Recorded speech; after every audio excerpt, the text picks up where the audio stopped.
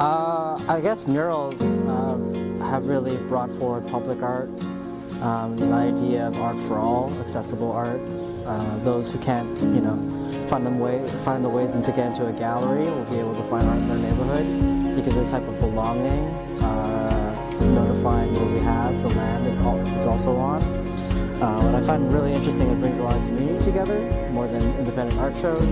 Public-facing art like murals weave themselves into a city's identity through the simple fact of the art existing there in the first place. I think that any place a mural or piece of public art pops up, if you're looking at it, the immediate feeling it conveys is that you're standing in a place that someone has decided was worth the investment to make more beautiful. There's a more colorful and creative future being envisioned, and I think that that's an identity that any city would want. Well, every artwork is unique, right, in its own right. So depending on the neighborhood, especially if it's an environmental circumstance, then, some communities might gear toward, a garden or something like that. Or you have other communities like this one, whose old age home are looking to, reinforce the idea of growth and beauty through the garden. And so I think it's always going to be a unique experience no matter where you go. I guess what makes it uniquely Canadian is the diversity. I think that's something that I think the city of Toronto and Canada can get behind.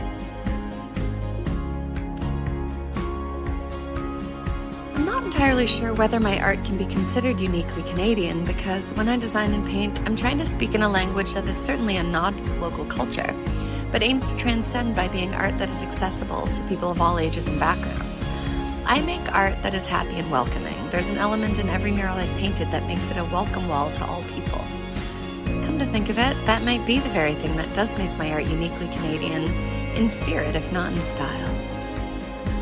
My art is very much inspired by the culture and the environments I'm surrounded by as a Canadian artist. I think what makes a mural something that people actually want to look at and or have on the side of their building is that it reflects their values and what they love. I'm based in Vancouver now, so my art tends to feature orca whales, mountain and seascapes, eagles, hummingbirds, lots of ocean blue and lots of deep forest greens. It's really focused on the nature of this place because that's what I feel when I'm here.